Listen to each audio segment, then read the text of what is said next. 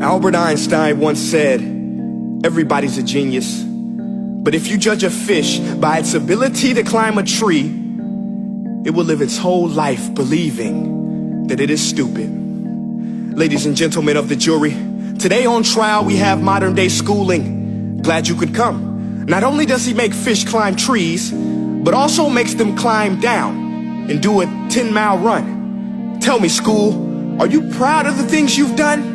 Turning millions of people into robots, do you find that fun? Do you realize how many kids relate to that fish swimming upstream in class, never finding their gifts, thinking they are stupid, believing they are useless? Well, the time has come, no more excuses. I call school to the stand and accuse him of killing creativity, individuality, and being intellectually abusive.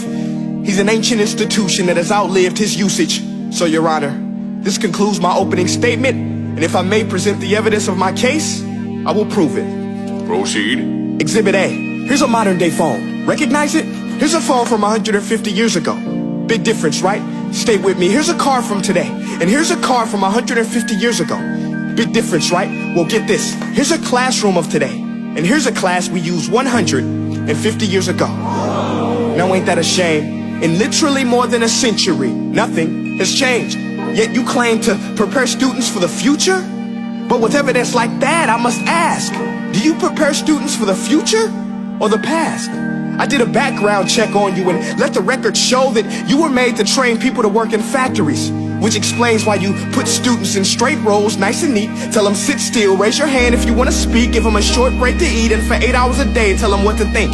Oh, and make them compete to get an A. A letter which determines product quality, hence grade A of meat.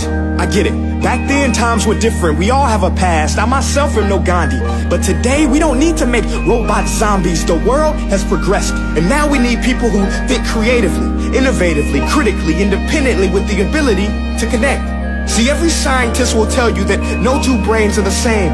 And every parent with 2 or more children will confirm that claim.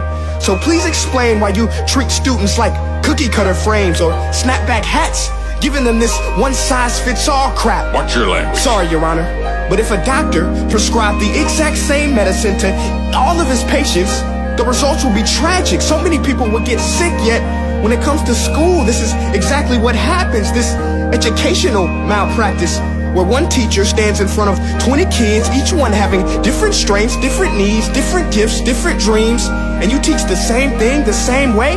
That's horrific. Ladies and gentlemen, the defendant should not be acquitted. This may be one of the worst criminal offenses ever to be committed.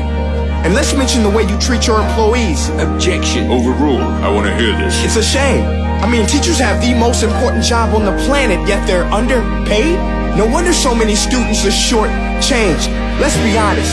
Teachers should earn just as much as doctors, because a doctor can do heart surgery and save the life of a kid. But a great teacher can reach the heart of that kid and allow him to truly live. See, teachers are heroes that often get blamed, but they're not the problem. They work in a system without many options or rights. Curriculums are created by policymakers, most of which have never taught a day in their life. Just obsessed with standardized tests. They think bubbling in a multiple choice question will determine success. That's outlandish. In fact, these tests are too cruel to be used and should be abandoned, but don't take my word for it. Take Frederick J. Kelly, the man who invented standardized testing, who said, and I quote, "These tests are too cruel to be used and should be abandoned." Ladies and gentlemen of the jury, if we continue down this road, the results will be lethal. I don't have much faith in school, but I do have faith in people. And if we can customize healthcare, cars, and Facebook pages, then it is our duty to do the same for education, to upgrade it, change it, do away with school spirit, because that's useless. Unless we're working to bring the spirit out of each and every student, that should be our task.